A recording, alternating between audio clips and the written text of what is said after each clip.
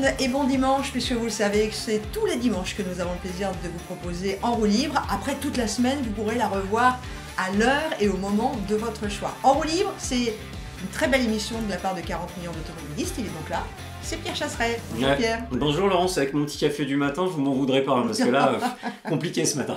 Bon, on vous a pas dit, mais les croissants sont juste derrière. Salut Jade. Salut. Bien réveillé? Toujours.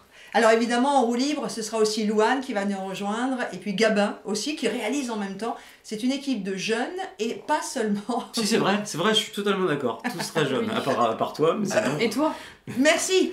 Mais non, moi je suis très jeune. Non, ça c'était hier. 35 ans hors taxe. En roue libre, c'est l'émission de divertissement de 40 millions d'automobilistes, mais également une émission informative. On va parler d'assurance, on va parler de loi, on va parler de pièces détachées, on va parler d'endroits à découvrir.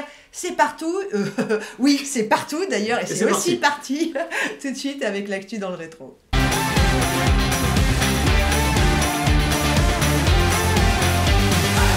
Évidemment, vous en avez entendu parler, mais on va revenir sur ce sujet qui a fait grincer énormément de dents et de pneus, les zones à trafic limité au centre de Paris. Pierre, ça y est, on y est passé. Ça y est, alors c'était le scoop de la ville de Paris, puisque maintenant c'est comme ça, toutes les semaines ils nous sortent une imbécilité. Donc on a eu le périph' à 50, on a eu des suppressions de places de stationnement, on a eu la taxe SUV, le stationnement des SUV, et ben là on avait la zone à trafic limité. Alors je vais te rassurer, tu sais comment ça marche la zone à trafic limité. L'arrêté municipal a été publié, si vous habitez en province vous allez rire, parce que ça peut arriver qu'à Paris une bêtise comme ça. Vous n'avez pas le droit de circuler dans les 4 premiers arrondissements de Paris, sauf si vous avez quelque chose à y faire. Ah, bon, alors, imaginons, hein, le force de l'ordre, bonjour madame, vous avez quelque chose à faire? Bah oui, parce que sinon, non, c'est le PV, 135 €. Donc tu vas dire, oui, j'ai quelque chose à faire, merci madame, vous continuez.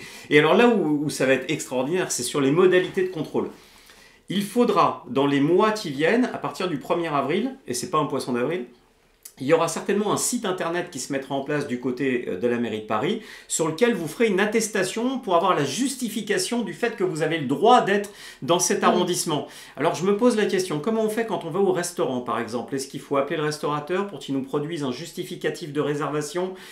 Ça me paraît complètement brinque-ballant ce truc. Allez, on termine et on boucle la zone à trafic limité à laquelle on va s'attaquer. Évidemment, on va déposer un recours aussi contre cette zone à trafic limité. Je voudrais rappeler quand même que selon l'étude de la ville de Paris, pour une fois qu'ils ont fait une étude, on va la citer. Selon leurs études, ça va faire légèrement baisser la pollution dans les 4 premiers arrondissements. Ouais. Et c'est l'explosion de la pollution dans tous les autres arrondissements. L'écologie à la façon mairie de Paris, c'est quand on protège devant son balcon, quand on habite soi-même dans une rue des 4 premiers arrondissements. Pour tous les autres, tant pis, bah vous respirez moins bien, mais ça du côté de la mairie de Paris, d'après ce que j'ai cru comprendre, on s'en fout. Bon, bah en tout cas, vous l'avez compris, ça énerve déjà 40 millions d'automobilistes. Et si vous avez un sujet aussi qui a touché d'actualité, votre zone géographique, vous-même en tant qu'automobiliste, vous nous l'envoyez en commentaire sur les réseaux sociaux, YouTube, Instagram, etc. Vous nous trouvez partout. Jade, il est question de plaques cachées, de plaques d'immatriculation cachées dans l'actualité. Exactement, les automobilistes, ils ont trouvé une petite ruse pour éviter de prendre des PV, donc notamment à cause des voitures LAPI qui passent dans les rues et voient si les Ce qu'on appelle les sulfateuses APV en fait. Voilà. Les lecteurs automatiques de plaques d'immatriculation, le système le vol manifeste, oui. C'est ça, et bien pour éviter donc, de se prendre des amendes s'ils n'ont pas payé, ils s'amusent à cacher leurs plaques, donc il y a plusieurs techniques, du scotch, modifier un petit peu les lettres, mettre carrément des petits magnettes en forme de feuille pour faire semblant que c'est une feuille qui est collée sur la plaque. Ouais.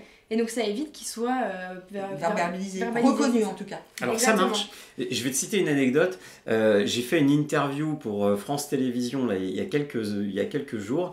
Et en fait, comment ça s'est passé? Ils ont mouillé un petit peu des feuilles qui étaient par terre, automnales, et pouf, sur la plaque. Donc en soi... Là, il n'y a rien d'illégal parce qu'il n'y a pas Voilà, ça peut être la nature qui l'a fait, quoi. Voilà, et puis on va dire un petit peu plus tard, je crois, dans l'émission, si c'est légal ou pas légal. Voilà, on va en parler avec Maître Yoska. Maître Yoska. Voilà, on répondra à cette question. On va terminer pour 30 secondes qui nous reste notre actu dans le rétro avec Montpellier et la ZFE qui a encore frappé.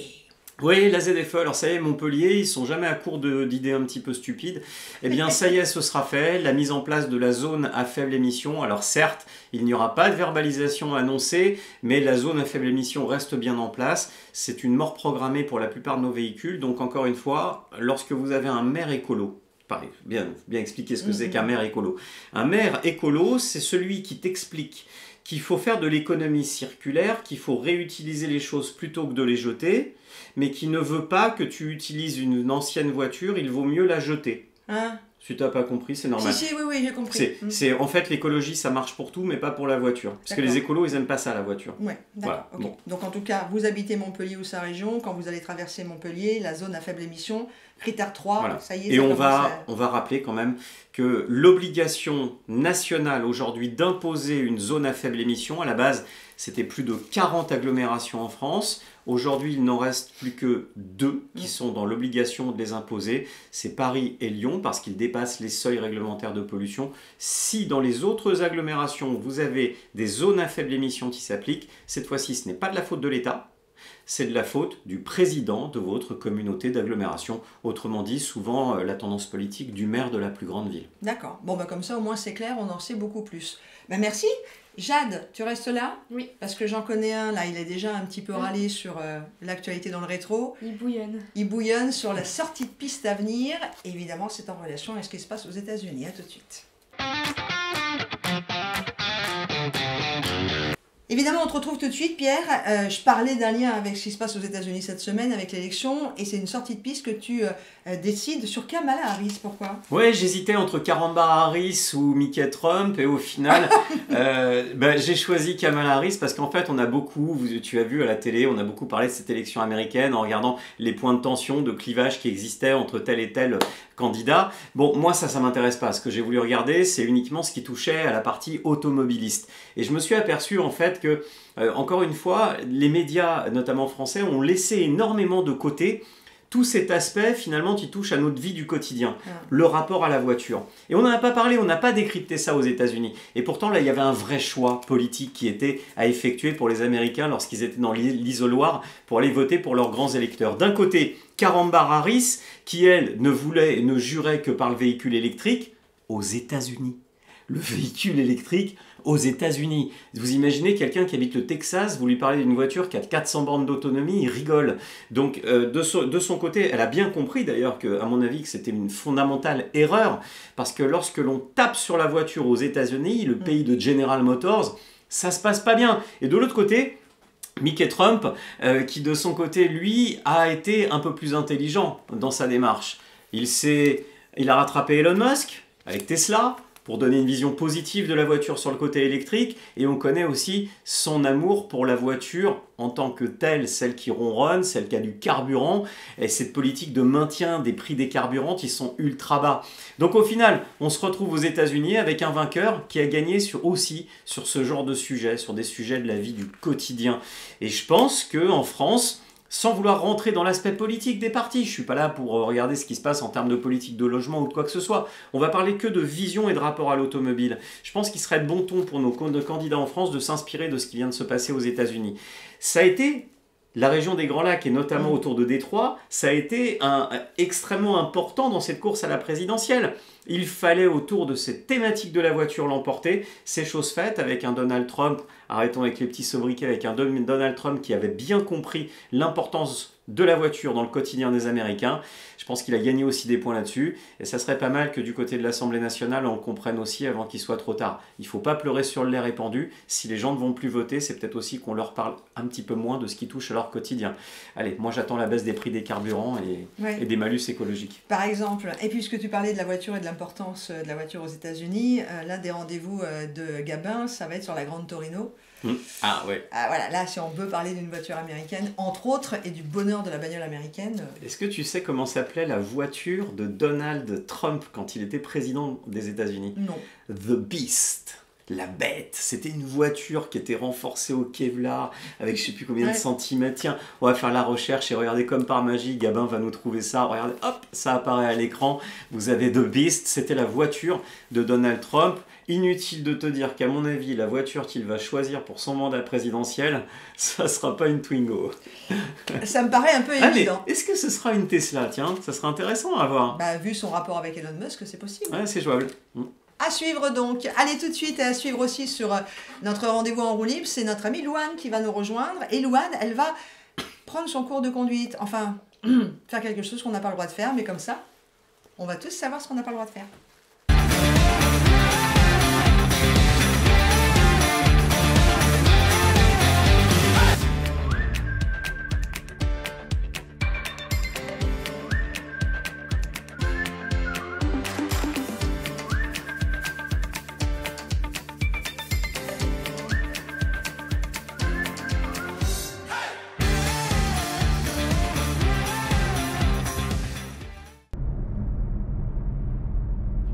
Ah purée, et tu sais pas quoi, la dernière fois ce qui m'est arrivé, Ouais. ils m'ont encore pris 6 points d'un coup. En- Mais bon, heureusement qu'il y en a 12 parce que ça part vite ces choses-là. Hein. Mais t'as passé le permis il y a quelques mois. Ouais. Et comment ça, t'as 12 points? Bah du coup plus que 6 parce que ça va super vite. Hein. Mais non, mais t'avais 6 points, Louane. Non, j'en ai perdu 6. Oui, mais t'avais que 6 points, Louane. Et tu récupères chaque année 2 points. Ah ouais? Ouais. Bah tu vas vite t'arrêter, t'as plus de permis. Ah bah ouais. Non, justement, c'est pas une mauvaise nouvelle, tu vois, que t'aies plus le permis. Ça va permettre de sauver des vies, c'est bien ça. Bon, on rentre et j'arrête Non, après. Hein. non, tu vas t'arrêter, d'accord? Merci. Eh ben, Louane, t'as encore loupé une occasion de faire correctement les choses, toi. Oui, encore une fois, je me suis loupée. Bon, j'ai juste une question. Est-ce que ça serait possible, maintenant qu'on se connaît, hein, on peut se tutoyer d'ailleurs, est-ce qu'il serait possible que tu me donnes ton parcours quand tu sors? Parce que... Non Je vais mais, faire ça. non mais vraiment, ça fait flipper. Non, mais sérieux, elle va se faire gronder par toute l'équipe. Mais en même temps, évidemment, elle le fait jamais. C'est juste pour vraiment me pointer du doigt ce qu'il faut éviter de faire. Non, puis ce qui est drôle, c'est qu'on voit qu'à l'écran, des fois, Ouais. t'es mort de rire. Oui. Heureusement qu'il y a Johan qui joue l'acteur, parce que Johan, en tant qu'acteur, ça va. Il est très bon. tu sais qu'il a été nommé au César, hein, pour conduite accompagnée. mais toi, on voit que des fois, t'arrives plus à être sérieuse. C'est dur, c'est dur. Oui, mais en même temps, c'est un vrai plaisir de Oui. faire cette chronique. Voilà. Informative, divertissante, c'est le rendez-vous de Roue Libre. Cette émission que l'on vous propose régulièrement. Bon, on te garde? Oui. Entre nous, Envie. j'aime beaucoup ton petit haut. Et puis on va accueillir Maître Yoska pour notre chronique Permis, pas permis. Salut Pierre.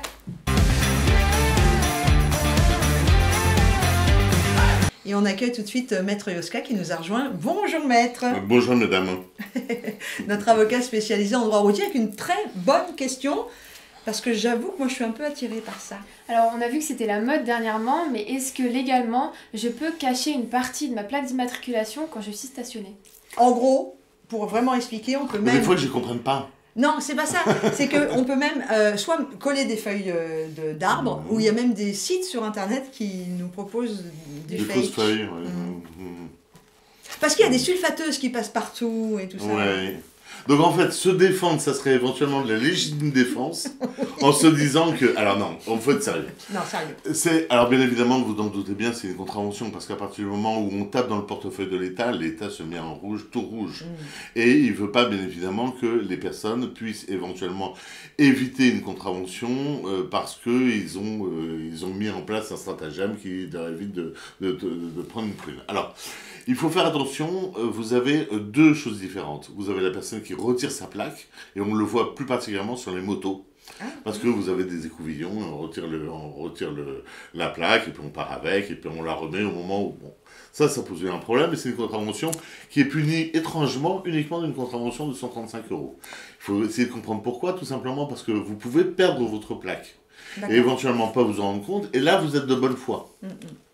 Et puis vous avez aussi les gens qui mettent un linge, un vieux linge sur leur plaque d'immatriculation pour éviter que la sulfateuse passe, ou en tout cas que la sulfateuse prenne la plaque d'immatriculation. Et là, c'est une contravention qui est punie beaucoup plus longuement, avec une peine beaucoup plus importante, pour la bonne et simple raison que là, il y a un vrai stratagème mis en place pour éviter la contravention. Et l'État n'aime pas, bien évidemment, donc contravention de 750 €.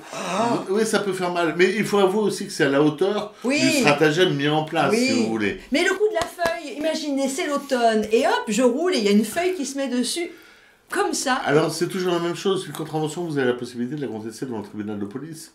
Et éventuellement, prenez une photo, parce que maintenant, on est munis tous d'un smartphone, on peut prendre une photo immédiatement.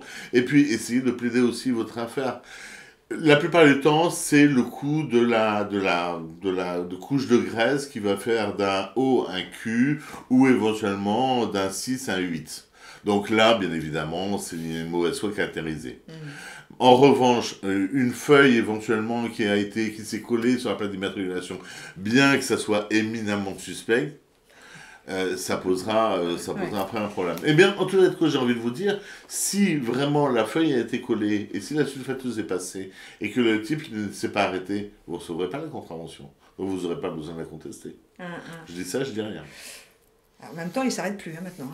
Et il ne s'arrête plus parce qu'en fait, il y a tellement d'argent à prendre sur une longue distance qu'ils n'ont pas besoin de s'arrêter, décoller la feuille et faire le machin rien pour repasser dessus. Oui, donc voilà. C'est pas faux. Ouais, donc, toujours une histoire de bonne foi, mauvaise foi, bien évidemment. Ce qui est possible, ce qu'on pourrait éventuellement plaider devant le tribunal et ce qu'on ne peut pas plaider. Si, comme par hasard, c'est un 6 qui s'est transformé en 8, ça va poser un problème. Vous doutez bien qu'il n'y a pas une couche de graisse ou qui va venir se coller à cet endroit-là. Si elle a un pinceau et elle se débrouille. Si on se prend pour Michel-Ange et qu'on peut refaire entièrement la plaque d'immatriculation, là on donc pour résumer, si je comprends bien, si par exemple c'est ma moto et qu'effectivement on peut penser que la plaque est tombée, je vais avoir une contravention de 135 €. Oui, parce que c'est possible qu'en se garant, la voiture éventuellement tapé la voiture, la plaque d'immatriculation est tombée, là éventuellement 135 €. Par contre, si on sent que c'est un petit peu fait exprès, on monte à 750 €. La mauvaise foi, de façon générale, est toujours beaucoup plus condamnée. Donc beaucoup plus cher que la contravention en soi. Oui, bien sûr. Donc voilà, il faut un petit peu réfléchir. Bon merci Maître Yoska. De rien, à bientôt. À bientôt, on vous laisse reprendre votre voiture qui, m'a-t-on dit, est très bien stationnée. Toujours. Un devoir civique et citoyen. Allez, on continue notre rendez-vous en roue libre avec vous. Évidemment, il est venu à mes côtés, j'ai gardé Louane parce que c'est notre rendez-vous séquestré. Vous savez, la passion très bizarre de Gabin pour les panneaux de signalisation. Tu nous as trouvé quoi aujourd'hui? Bon, les filles, déjà, une petite question qui est en rapport avec le panneau. Est-ce que vous avez des petites bêtes à poil chez vous, des petits chats, des petits Alors, des chiens? bêtes à poil, ça dépend comment tu dis ça, excuse-moi. Moi, j'ai des poissons rouges, donc des bêtes à écailles. Donc, t'es pas concerné. Toi, Louane, t'as des petits chats chez toi? Ouais, chats, chiens, chevaux. Tout. Bon, t'es c'est la concerné petite par maison ce dans la panneau. prairie. Pardon, excuse-moi. T'es concerné par ce panneau qui est donc celui-ci, avec un petit chat et avec marqué attention au chat. Chat alors? C'est quoi ce délire? J'ai jamais vu ça, moi. Et puis il y a marqué ralentir en plus. Ouais, il y a marqué ralentir, c'est pour préserver nos petits chatons. Bon, alors je vais vous expliquer un peu l'histoire de ce panneau. Moi je le trouve génial ce panneau parce qu'en fait c'est Lionel Garnier, donc, qui est le président de l'association Mencha, qui est une association donc, dans l'Essonne, dans la commune de Mency, qui vise à protéger les chats. Et en fait il a retrouvé beaucoup de chats écrasés dans sa commune et il s'est dit pour de une préserver les chatons, et de deux, faire ralentir les automobilistes dans sa commune, et qu'on allait se servir des chats qui sont attendrissants pour faire ralentir les personnes dans son petit village. Moi je trouve que c'est une super bonne idée. Mais alors j'ai une question. Moi je monte à cheval, il est où le panneau chevaux ralentir ou balade à cheval ralentir? Surtout qu'il y en a quand même beaucoup aussi dans l'Essonne. Ouais, c'est vrai, mais les panneaux chevaux ne sont pas... Enfin, il n'existe pas des panneaux... Rares. Ils sont pas rares, oui, mais il n'existe pas des panneaux, enfin du moins Lionel Garnier n'a pas créé des panneaux attention aux chevaux, mais il a aussi créé des petits panneaux, attention aux hérissons, aux renards, etc. C'est trop mignon. Ouais, c'est trop mignon, et il a placé ça un petit peu partout, donc par exemple on peut en retrouver dans des rues résidentielles, des immeubles à côté des cliniques vétérinaires ou des centres équestres, là où je pense on retrouve beaucoup de chevaux cachés dans la paille, c'est ça? Plutôt, ouais. Bon, en tout cas, ce qui est bien, c'est que ça permet de sensibiliser que voilà, il y a des passages de chats, parce que en toute sincérité, des fois on roule et on fait pas très attention aux animaux, tu vois. Bon, après ça miaule pas non plus, c'est pas... C'est vrai qu'on a du mal à les voir, mais moi aussi, moi je trouve qu'on peut qu'apprécier ce panneau parce qu'il sert à faire ralentir les automobilistes et en plus à préserver nos petits animaux. Et une petite dernière info, dans la commune de Mency, donc dans l'Essonne, on peut retrouver 36 des panneaux comme ça. 36 panneaux sur les chats, balade de chats, alors ça moi je trouve ça... vraiment assez incroyable. Brigitte Bardot, la relève est assurée pour protéger les animaux. 36, c'est pas 36 chandelles, c'est 36 chats. Merci beaucoup.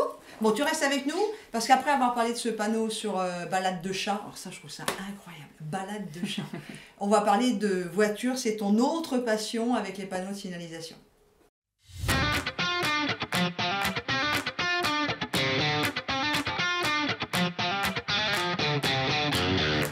Salut Vincent, tu vas bien? Salut Gabin, très bien. Tu sais de quoi on parle aujourd'hui? Non, vas-y, je t'écoute. On va parler de Starsky Hutch et de la Ford Grande Torino. Génial. T'as les infos dessus? Ouais. Allez, dis-moi. Bah, Ford Gran Torino, années 70. Cette voiture a été produite pas très longtemps, hein, 70-71. Ah, une seule année du coup. Ouais, une seule année. C'est un V8, 375 chevaux, 1 tonne 777, 213 km/h, 6 secondes 9 au 100 km/h. Ok, donc grosse voiture qui avançait quand même pas mal quoi. Ouais, c'est pas mal pour l'époque, ça marche bien. En plus, ça lui allait bien avec ce coupé, on s'attendait à quelque chose de musclé quoi. Ouais. C'est pour ça d'ailleurs que c'est une muscle car, c'est ça qu'on appelle une muscle car. Exactement, ouais, c'est Ok. une muscle car.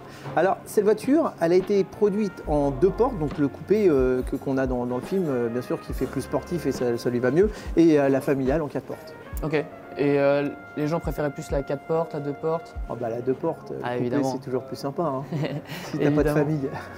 Bah tu sais que de base c'était même pas cette voiture-là qui avait choisi le réal. Comme Ah bon beaucoup de films en fait. Ouais, souvent, ouais. Ils n'avaient même pas choisi celle-là, ils avaient choisi une autre voiture. Donc, mais ils avaient un contrat de location avec Ford qui leur a exigé de prendre une voiture de la marque. Forcément les intérêts. Ouais, c'est ça évidemment. Mais au final, c'est une voiture à part entière de cette série, donc ça n'a pas déplu. Même si l'acteur de Starsky détestait ce modèle. Ah ouais. Ouais, il disait qu'elle faisait trop jouet. En plus de par sa couleur rouge avec cette bande blanche, il la trouvait trop jouet.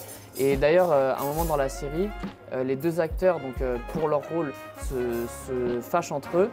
Et une réplique qu'a Hutch sur la voiture était une vraie phrase qu'avait dit l'acteur de Starsky sur cette voiture. D'accord. Et donc pour une dernière info, cette voiture elle était en boîte auto donc pour le tournage et elle faisait pas assez de bruit donc ils ont doublé ce bruit au montage les réalisateurs avec la même voiture mais en boîte mécanique. Ah oui, c'est plus facile pour faire du bruit. Forcément, à mon avis, ils avaient besoin de faire grincer un peu les pneus, ainsi de Ouais, suite. bah Et oui. les boîtes mécaniques, c'est plus facile à appuyer sur l'embrayage, lâcher ton embrayage. Et donc oui, forcément, je On veux s'amuse bien plus croire. avec une boîte mécanique. Ah bah forcément, c'est plus facile. oui. Bah super, merci beaucoup Vincent. Merci On se retrouve Gabin. la semaine prochaine. Et vous dites-nous dans les commentaires si vous auriez préféré voir plutôt une Camaro cabriolet ou garder la Ford Torino dans Starsky Hutch. Ouah, alors là, tu vois, c'est très bizarre. C'est un petit côté, comment on appelle, récessif. J'étais toute petite, moi, quand Starsky Hutch passait à la télévision. Bon Laurence, Starsky on va dire à tous ceux qui nous regardent. Voilà. Starsky J'allais te lancer sur la musique. Nananana, tilalala. Ah, j'ai plus les paroles complètement, mais c'était top. Oh, j'adorais. Lui, il était blond, l'autre, il était brun, frisé, la voiture était... Pardon, Des beaux excuse, gosses, quoi. arrête-moi parce que... Non mais je te voyais partir en Ouais, extase c'est sur mon cette enfance. série. Et puis Gran Torino, c'est aussi le super film de Clint Eastwood. Ouais, exact. Et d'ailleurs, en parlant de ça, on n'est pas là pour ça, mais allez voir Juré 2, le dernier film de Clint Eastwood qui est sorti. Oh, il a l'air incroyable. Oh, j'ai vu la sublime. bande-annonce, il a l'air incroyable. Mais il est exceptionnel. Puis Ouais. moi qui ai été juré cette année, je peux vous dire que ça résonne, mais le film est exceptionnel. Bon, pardon. Merci pour cette Gran Torino. Bah de rien. Bon, et dit sérieux, Ford, ils ont quand même fait des sacrés bagnoles. Ah bah, et puis on n'a pas fini d'en entendre parler d'eux parce qu'on les retrouve dans plusieurs passions auto qui vont venir. Revenez nous voir régulièrement. Découvrez notre émission sur YouTube, bien sûr, un peu partout. Et vous pouvez venir la voir quand bon vous semble, même si on vous propose la fraîche, comme on dit dans le métier, le dimanche matin, la première diffusion. Bon, allez, bisous, jeune homme. Alors, on se retrouve tout à l'heure, non? Ah oui, c'est vrai, tu reviens? La petite galère de Gavin. Ouais, j'ai l'impression qu'il va encore y avoir un problème de boîte de vitesse. Il nous fait tout, lui aussi, tout.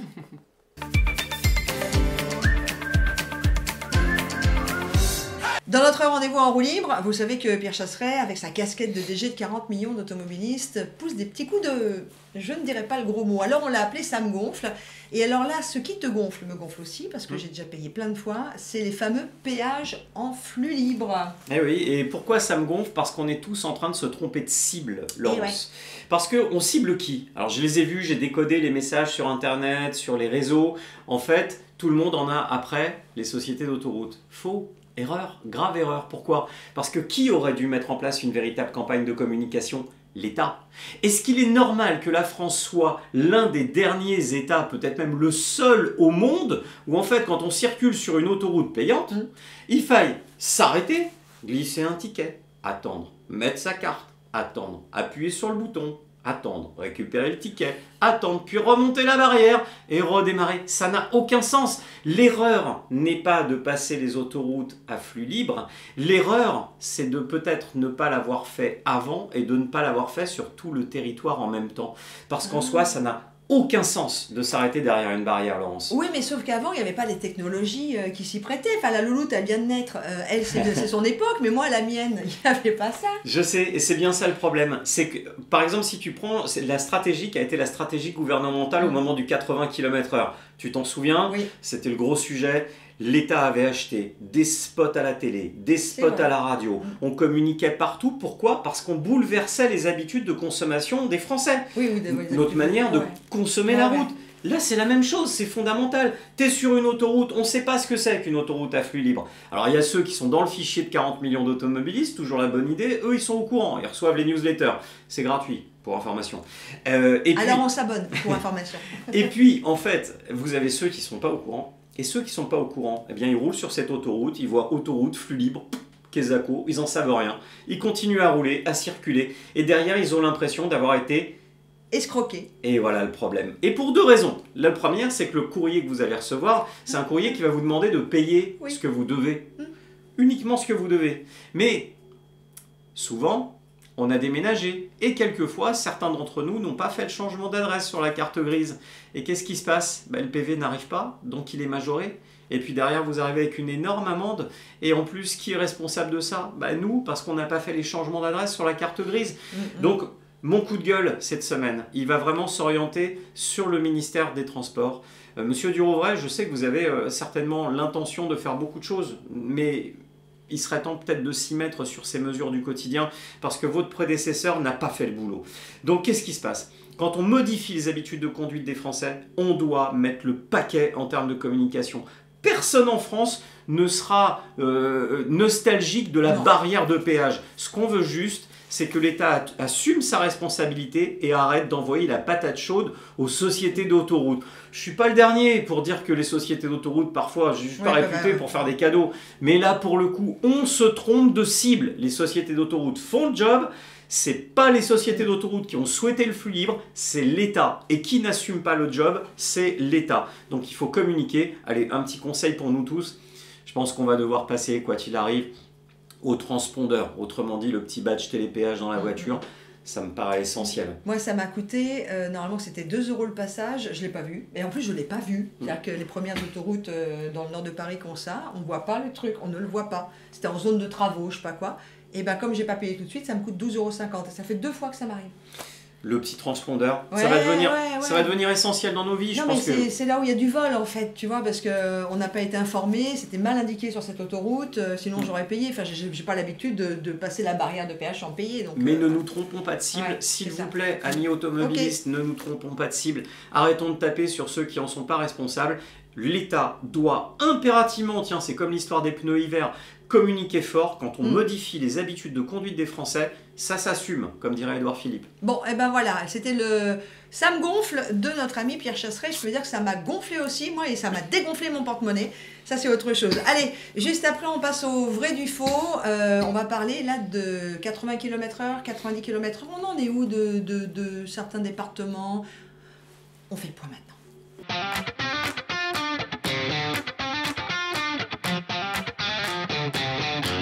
Dans notre rendez-vous en roue libre, il y a ce rendez-vous, le vrai du faux. C'est toujours pour nous l'occasion de revenir sur ce qui nous touche, automobilistes. Et là, aujourd'hui, Pierre, tu as voulu revenir sur l'histoire du 80-90 km/h. Pourquoi?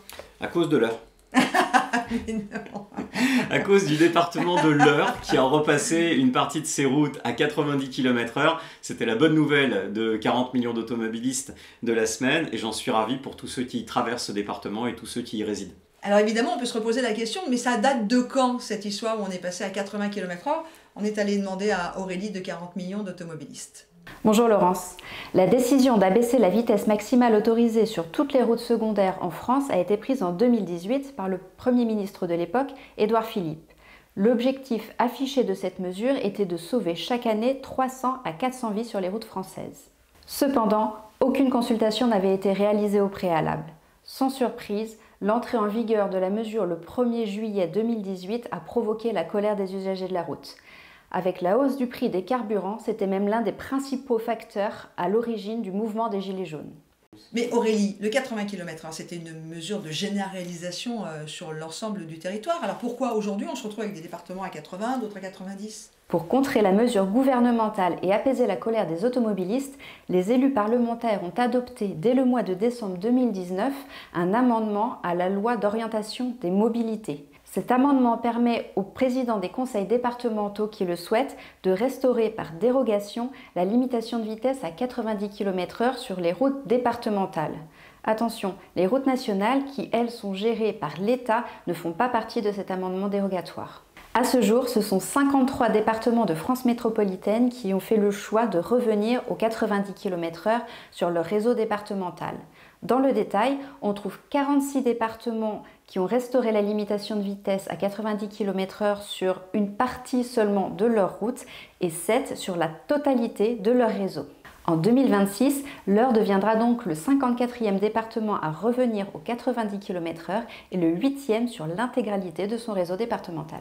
Voilà, on en sait beaucoup plus. Merci beaucoup Aurélie. Mais alors du coup, nous sommes allés vous demander si vous respectiez toujours le 80 km/h sur ces fameuses nationales où c'est passé à 80 km/h. Oui, bien sûr. Écoutez-vous. Est-ce que vous respectez systématiquement toutes les limitations à 80 km/h ? Pas du tout. Pas du tout. Pas toujours. Non, pas forcément. J'avoue que j'utilise Waze. Non. Non. Ça dépend s'il y a du monde devant, voilà, c'est tout. Non, pas forcément. Oui. Pas du tout. Eh ben voilà, on est un peu tous pareils, je crois, Pierre. Hein. Non, moi je respecte scrupuleusement toujours le 80 km/h et je roule toujours en dessous. Jade. Ah bah, la même chose, évidemment. C'est-à-dire, tu respectes ou tu respectes pas complètement ? Je respecte pas complètement. Bah ouais. Quand il fait nuit, oui. Ah Parce oui. que là, j'ai du mal à voir, donc... Moi, je respecte quand j'ai un tracteur devant moi. C'est hyper intéressant ce que tu viens de dire. Tu sais qu'en fait, tu viens de dire quand il fait nuit, je respecte, je roule un petit peu moins vite. Ouais. En fait, j'avais appris ça d'une chercheuse au CNRS qui s'appelle Colette Fabrigoul, à qui j'adresse un petit message de sympathie. Elle m'avait expliqué que notre cerveau fonctionne à risque constant. Ce qui fait qu'en fait, c'est ce qui explique que par exemple, quand il y a du brouillard sur la route, on réduit notre vitesse parce qu'en fait, on sait qu'il y a un danger brouillard. Et lorsqu'il y a la nuit, par exemple, eh bien, on se sent un petit peu moins en sécurité, donc on limite notre vitesse, un facteur de risque. Et c'est ce qui fait que la journée, en plein jour, sur des lignes droites, eh ben, on s'autorise peut-être un petit peu plus ça, par exemple, ce genre de choses. Non, mais c'est comme ça que ça arrive. Et c'est pour ça que les accidents ont lieu en ligne droite, en plein jour. C'est justement parce qu'on se dit qu'il n'y a pas de risque. Alors, pas forcément vous qui me regardez, hein, mais c'est comme ça qu'arrivent la plupart des accidents. Tiens, d'ailleurs, vous qui nous regardez, j'en profite, n'hésitez pas à nous mettre en commentaire hein, si effectivement vous respectez tout le temps ce fameux 80 km/h. J'ai quand même un peu la sensation, Pierre, que c'était pas dans notre façon de fonctionner en tant qu'être humain de baisser autant. C'est comme d'ailleurs le 50 km/h sur le périphérique. Comme il y a des départements qui repassent à 90, peut-être qu'à un moment on va pouvoir le faire rebasculer. Ouais, mais il va falloir des municipales pour ça. Mais moi j'attends que ça, hein, j'ai mon bulletin de vote, il est prêt, j'ai juste pas le nom. Pas à Paris, toi. Qu'est-ce que t'en sais hein, d'ici là. T'as alors, raison. hein Tu as raison. Alors, 80 km/h, revenons sur ce sujet. Eh ben, c'est une raison toute simple. Déjà, notre voiture, dans un premier temps. Lorsque tu roules en dessous de 80 km/h, t'es pas sur le même rapport de vitesse. Donc, même si tu es en vitesse automatique. Ouais, en fait, c'est pas le même rapport. Alors, celui qui est en boîte automatique, de toute façon, il s'en fiche. Mais les boîtes mécaniques sont quand même encore largement présentes en France. Et de plus, la vitesse où tu vas optimiser ta consommation de carburant, elle se situe plutôt aux alentours de la dernière vitesse, la 6e pour ceux qui en ont une, hein, sur leur véhicule, plutôt en 6e, plutôt aux alentours de 80-90. Donc au final, ça nous place toujours au-dessus. Il y a un truc qui est hyper intéressant. C'est que, avant la baisse à 80 km/h, les vitesses moyennes en France, c'était en gros 82 km/h. Ok, bon, en moyenne. Hein. En moyenne. Sur les routes à 90, les Français roulaient à 82. Bien les Français. En moyenne. Depuis qu'on est passé à 80 km/h, les vitesses moyennes sont de 82. Ça n'a pas changé. C'est-à-dire qu'en fait, on ne conduit pas en fonction d'une réglementation, on conduit en fonction des conditions de circulation. Voilà la raison pour laquelle c'est un fiasco en termes de vies sauvées sur les routes. On n'a sauvé personne. Tu as les chiffres ? Oui, on nous avait promis entre 350 et 400 vies épargnées chaque année. Au final, on a plus de tués cette année qu'en 2013. Donc ça veut dire que c'est un fiasco, c'est un échec. On n'a rien gagné. En revanche, les départements qui repassent à 90, pourquoi l'Eure a attendu un petit peu ? Ils voulaient voir ce qui se passait chez les voisins. Vous comprenez bien, le président du département, si demain on était président d'un comité départemental, on ne voudrait pas porter la responsabilité d'une augmentation de la mortalité. Donc on regarde ce que font les autres. Et quand on s'aperçoit que dans les autres départements, eh bien, il n'y a pas de dégradation des chiffres, voire même plutôt des améliorations, eh bien, ça fonctionne. On rappelle quand même à l'échelle européenne, l'Angleterre, c'est en gros 97 km/h sur le réseau secondaire. Nous, 80, ouais. Ça n'a pas de sens. Et alors du coup, Pierre, avec 40 millions d'automobilistes, depuis cette fameuse loi d'un fameux Premier ministre qui est maire du Havre, vous vous êtes battu, mais vraiment vous n'avez rien lâché pour repasser à 90. Là, on voit que l'heure est repassée. Y a-t-il d'autres départements qui sont en train de basculer? Et comment à 40 millions vous arrivez à aller vous battre avec ça? Alors, en toute honnêteté, il y a certains départements qui le font et je ne suis pas au courant. Ouais. Hein, ça arrive. Et puis, la plupart des départements, quand même, ça se passe avec une vraie conversation entre moi et le président du comité départemental, parce que la plupart, ils ont peur. Et quand ils ont peur, il faut que je les rassure sur un argumentaire, il faut qu'on les rassure avec des chiffres. Ils ont peur de quoi? Ils ont peur d'une augmentation de la mortalité. Ah oui. Fatalement, ils ne veulent pas se sentir responsables d'une augmentation de la mortalité. J'adresse quand même un petit coucou, vite fait, quand même, à certains élus que j'ai pu avoir en ligne du côté de la Loire-Atlantique. J'ai pas dit département, hein, on est bien d'accord. Et qui souhaitent rester du Muscadet. Et qui veulent absolument rester à 80 km/h pour sauver des vies et qui connaissent une dégradation de leur chiffre de sécurité routière absolument terrible depuis le début de l'année. Il serait peut-être temps de se poser les bonnes questions. Donc aujourd'hui, le problème, c'est que le 80, c'est devenu un marqueur politique. C'est-à-dire que les départements les plus à gauche, en fait, veulent montrer qu'ils sont anti-voiture, donc ils laissent un 80 km/h, pendant que les départements plutôt de droite basculent à 90. Tu penses que c'est aussi basique que ça, ils sont anti-voiture? Un peu. En tout cas, dans l'ADN, quand on fait la carte de France des départements à 90 et de ceux qui sont restés à 80, c'est ça, c'est un clivage gauche-droite. Hein. Oui, mais c'est pas spécialement que anti-voiture. Je me mets à la place d'un département. Ça leur a déjà coûté tellement cher de passer tous les panneaux à 80, parce que ça... Bon. Celui qu'on aimait bien, là, combien ça coûte, qui malheureusement est parti trop tôt, je pense qu'il aurait tapé du poing sur la table. Maintenant, il faut rechanger encore toute la signalisation. Alors, c'est il y a des coûts, quoi. C'est peanuts. C'est quand même trop. Alors oui, c'est trop, mais ce qui est trop, c'est de laisser une limitation de vitesse qui est stupide. C'est-à-dire que j'entends souvent, tiens, si vous voulez reconnaître un débile parmi les élus, je vais vous donner une astuce. Quand vous avez un élu qui dit non, dans mon département il faut rouler à 80 donc je laisse 80. Non. Si la vitesse maximale autorisée est de 80 km/h, fondamentalement on ne peut pas appeler les gens à rouler à 80. Il faut leur demander de rouler en dessous. Sinon c'est stupide. Donc si on veut une France qui roule plutôt aux alentours de 80, dans ce cas-là, il faut une limitation à, devinez quoi, 90. Donc revenons plutôt à une limitation globale de ce type-là. En tout cas, l'enseignement qu'on voulait montrer aujourd'hui, c'est véritablement montrer ça, qu'on continue à faire le job, et que oui, là où on nous avait dit, tu te souviens bien à l'époque, on nous disait c'est mort, jamais on reviendra à 90. Jamais n'est pas 40 millions d'automobilistes, ça y est, c'est fait, on est majoritaire, et ça continue. Un petit coucou, Anne, David, du côté de Paris, le périph' à 50, c'est pareil, hein, il va se passer la même chose. On va revenir à une vitesse à peu près normale. C'est dit, c'est scellé, c'est sur Internet, c'est sur YouTube, dans En roue libre. Vous pouvez repiocher l'extrait. Je peux vous dire qu'on va se battre. Bon, moi, juste avant de terminer le sujet, parce qu'il y a une question que je me pose. Nous, on râle, parce qu'on a toujours été habitués à rouler à 90 km/h sur nos routes nationales. Jade, autre génération. Très sincèrement, parce que les générations ne sont pas les mêmes. Si jamais tu étais tout le temps habitué à rouler à 80 km/h, est-ce que sincèrement tu penses que ça... En dessous, oui, jusqu'à 80 km/h, est-ce que sincèrement ça te gênerait? Est-ce que ça peut être qu'une histoire de génération ou pas du tout? Je pense que si j'avais connu que le 80 km/h, ça aurait été ancré dans mes codes, donc ça m'aurait pas dérangé. Mais comme j'ai connu le 90... Elle n'est pas si jeune que ça. Et non. Et forcément, il y a la volonté d'aller à 90. Et surtout le fait aussi qu'un coup on est à 90, un coup on est à 80. Oui, c'est ça aussi. On sait jamais comment rouler, donc au final on reste toujours à 90, même si c'est 80. Et puis après, sans parler des fois où tu repasses à 30, 50... C'est pas comme ça. Je vais t'expliquer comment c'est la route. C'est un coup 90, un coup 80, un coup 90, un coup 80 le radar, un coup 90. Tu vois, c'est souvent comme ça que ça se passe.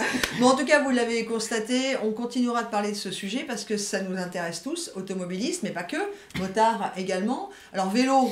Ça va, quoique les vélos électriques, il y en a qui commencent à pousser fort, mais vous n'êtes pas prêts encore d'atteindre cette vitesse. Merci beaucoup et on suit évidemment le combat de 40 millions d'automobilistes sur ce sujet et sur celui que tu nous as donné en scoop, là, une petite bataille pour que le périphérique remonte à au-delà de 50 km/h maximum. Allez, on continue, on se retrouve avec un autre sujet, on garde Jade, parce que je sais pas pourquoi, mais dans ce rendez-vous en roue libre, elle a décidé de nous parler de canards. Je n'ai pas tout suivi, alors on va la suivre.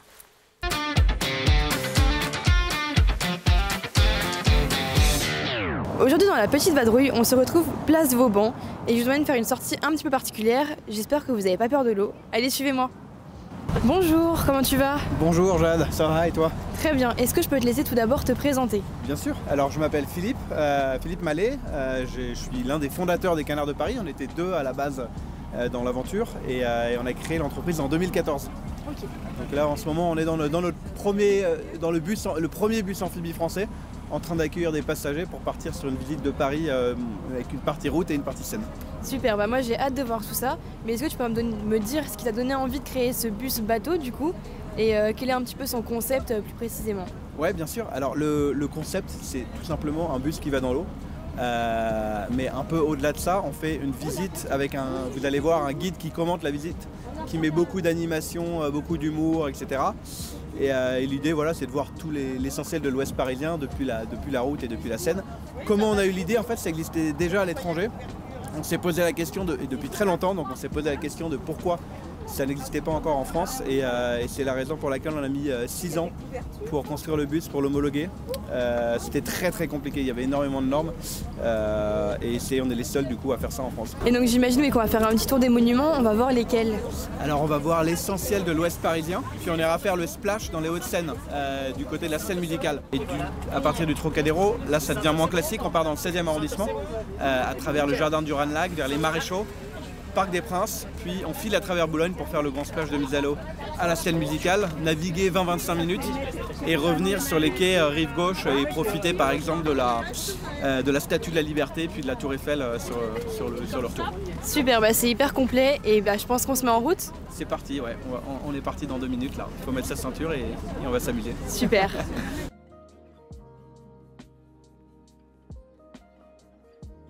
Comme vous le voyez, j'ai enfilé mon bonnet et j'ai aussi un plaid des Canards de Paris parce qu'il commence à faire un petit peu froid. On se rapproche de l'eau, on s'apprête à plonger. D'ailleurs.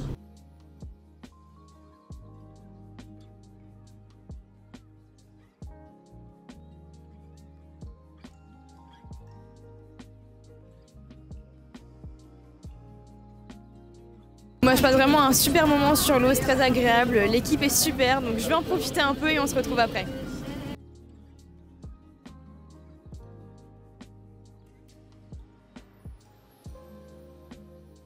Voilà, c'est la fin de ce petit tour avec les Canards de Paris. C'était vraiment super, très dynamique, une super ambiance. J'espère que vous avez apprécié parce que nous, oui. Et j'espère que Laurent, ça t'a donné envie de faire un plouf. Je savais même pas que ça existait, les Canards de Paris. Bah oui, tu vois, c'est génial. On peut se balader un peu sur la terre, faire un plouf, aller dans l'eau. C'est génial. Comme un canard. Mais franchement, ça existe depuis combien de temps? Ça a commencé après Covid. Mais c'est à Paris, je pense qu'il faut réserver largement à l'avance. Bah oui, il faut réserver à l'avance, évidemment. Trop bien. Et franchement, c'est une belle aventure. Ah, je vais aller faire le canard, moi. Non, mais j'aime bien. C'est marrant ces trucs-là, parce qu'en fait, on les connaît pas. Je sais pas où est-ce que tu as dégoté cette histoire, mais je connaissais pas. Comme quoi, on peut traverser Paris de temps en temps. Comme quoi, dans En roue libre et à 40 millions d'automobilistes, on aime bien aussi passer par la Seine. Et puis c'est surtout que j'aime beaucoup, ça rappelle, tu sais, les bateaux amphibies qui existent toujours quand tu traversais un fleuve pour aller de l'autre côté de la rive. Ouais. Là c'est ça, il devient amphibie le bus. Quoi. Merci beaucoup. Merci à toi. Allez, on va dans quelques instants accueillir de nouveau Louane et il me semble que l'on va démonter sa caisse. Ce sera le filtre à carburant. Pierre, je te garde? Allez, go. Allez, tu restes là.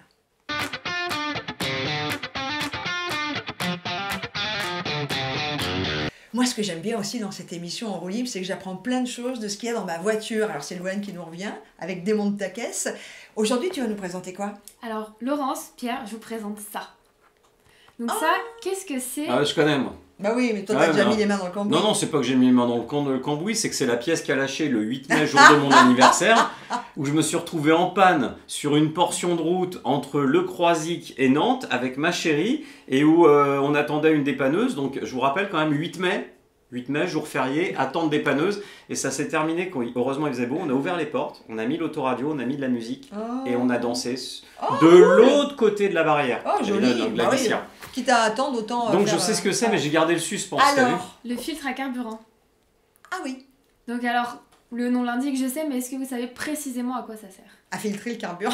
Bah oui. Bon, grossièrement, c'est ça. Mais en fait, il va filtrer les impuretés et surtout les particules d'eau.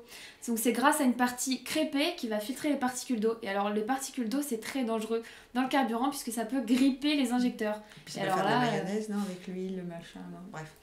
Ah, tu mets de l'eau dans la mayonnaise? Non, toi c'est une mauvaise idée. Hein. T'as raison. Si, pour l'alléger.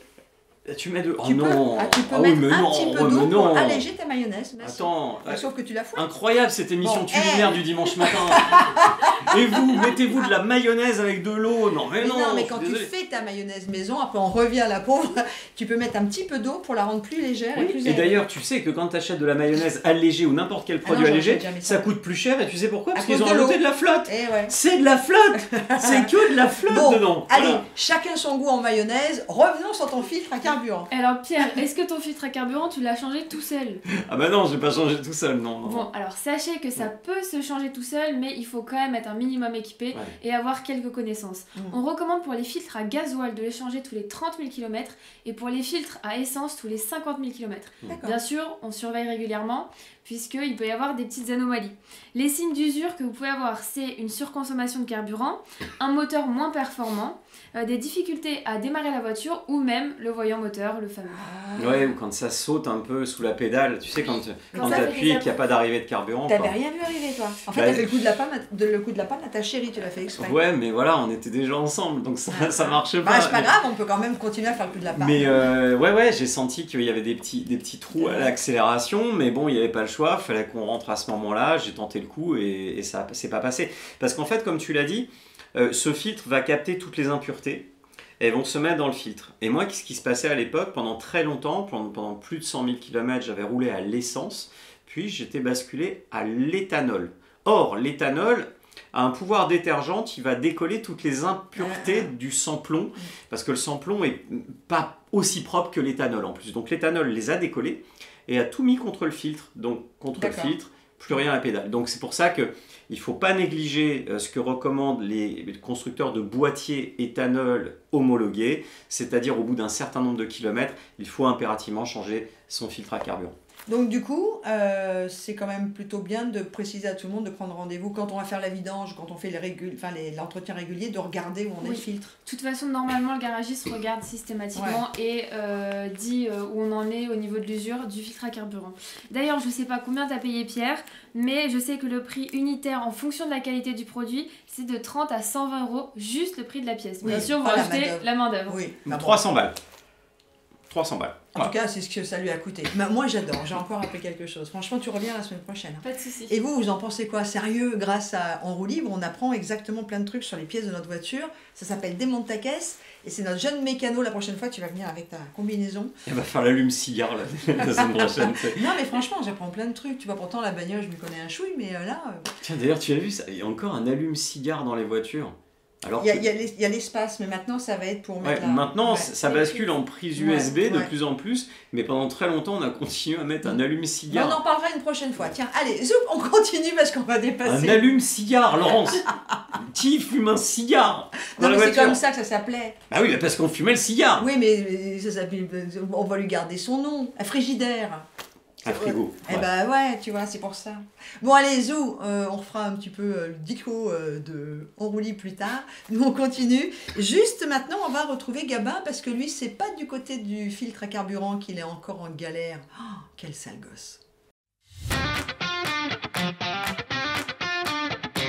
Eh bien, il est venu s'asseoir juste à côté de moi, puis j'ai récupéré Jade aussi, non pas sur le bord de la route, mais juste sur la station-service, parce qu'on va parler assurance dans quelques minutes avec Jade et notre invité. Mais là, qu'est-ce qui t'est encore arrivé, mon Gabin?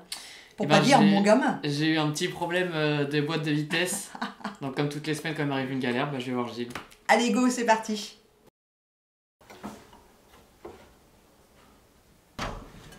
Ah, Sonia. Qu'est-ce qu'il y a encore? J'ai eu une grosse galère, faut que je vois Gilles là. Ma boîte de vitesse, elle craque, elle se passe mal, j'y arrive pas, je sais pas quoi faire en fait. Bon, écoute, dépêche-toi, il est dans son bureau, je pense. Merci Sonia. Salut. Eh ben mon petit Gabin, qu'est-ce qui t'arrive aujourd'hui? Encore des problèmes, des galères? Ouais, j'en ai marre Gilles. Tout à l'heure, je conduis tranquillement, et là ma boîte, je voulais passer la 3, impossible.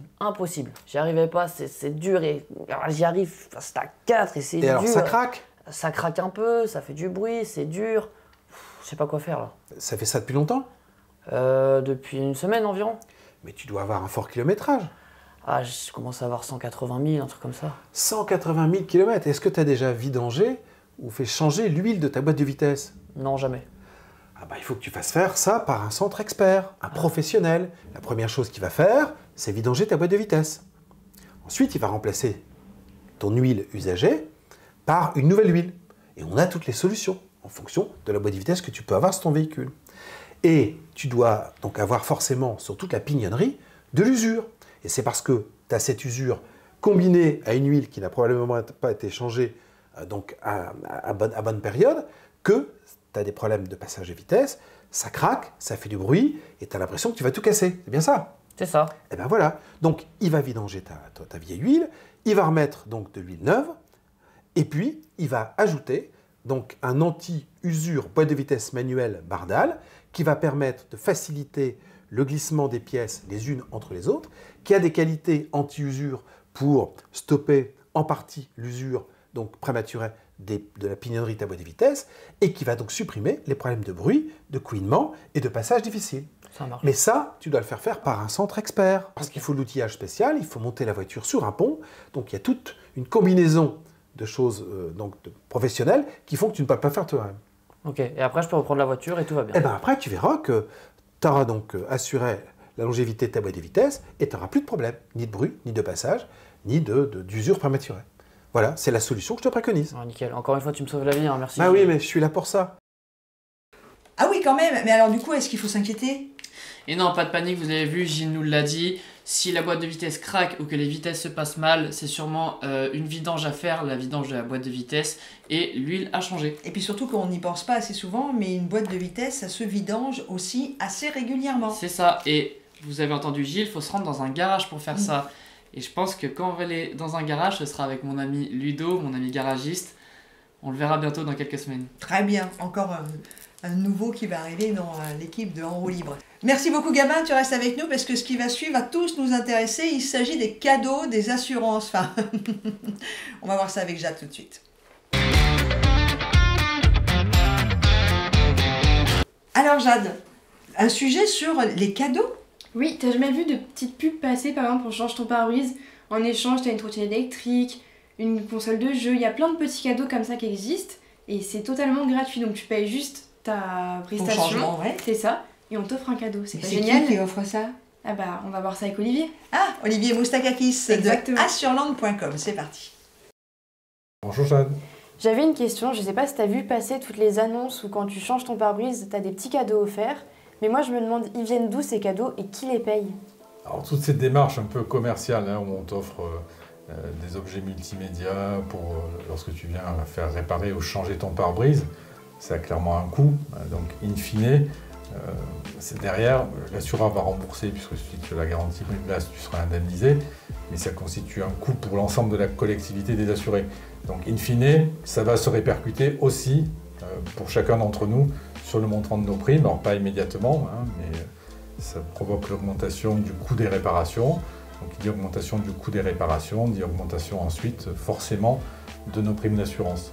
Donc c'est pour ça que les assureurs sont un peu vent debout contre ces offres commerciales qui sont faites, clairement, et c'est pour ça aussi que certains assureurs ont racheté aussi des prestataires réparateurs de pare-brise pour pouvoir maîtriser les coûts de réparation, parce que souvent les prestataires qui offrent des cadeaux un peu mirobolants, surtout à la veille des fêtes de Noël ou ce genre de choses, sont les constructeurs qui facturent les prestations les plus élevées. Donc, mais ça se retourne toujours, malheureusement, ça se retourne toujours in fine contre nous. Et j'ai déjà entendu des personnes justement vouloir casser leur pare-brise pour avoir ces petits cadeaux offerts.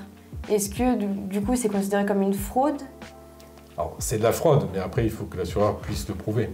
Donc ça, c'est plus compliqué. Et si l'assureur arrive à le prouver, quels sont les risques?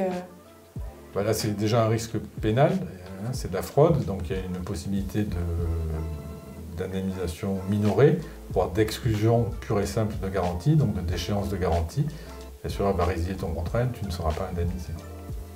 Ok, ça marche. Bah, merci pour ces petites informations et on se retrouve la semaine prochaine pour un nouveau bonus assuré. À la semaine prochaine. Et bien c'est la fin de notre notre rendez-vous en roue libre. Merci Gabin. Merci. Merci Jade. Merci à toi. Merci Louane, je sais que tu es juste derrière les caméras toi aussi. Salut mon Pierre, on te voit aussi.